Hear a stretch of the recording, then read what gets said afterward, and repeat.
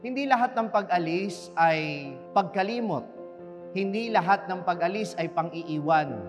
Hindi lahat ng pang-alis ay pagtakas.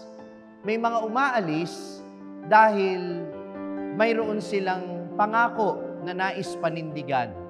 Mayroong mga umaalis para sa kapakanan ng mga naiwan. May mga umaalis dahil ito ay para sa mas ikabubuti ng mga taong naiwan nila. Ang isa sa mga very concrete na nai-imagine ko at naiisip ko dito ay yung mga OFW. Di ba nga sabi nila, sino ba namang gustong mawalay sa pamilya? But they have to do that. It is a sacrifice that they will have to make sapagkat may pangako sila sa kanilang pamilya na hindi nila pababayaan ang kanilang mag-anak.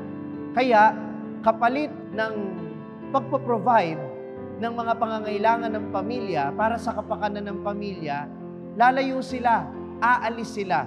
Hindi nila tinatakasan lang ang kahirapan dito sa Pilipinas. Hindi sila nakakalimot. Sila ay tumutupad sa kanilang pangako para sa kapakanan ng kanilang mga naiwan.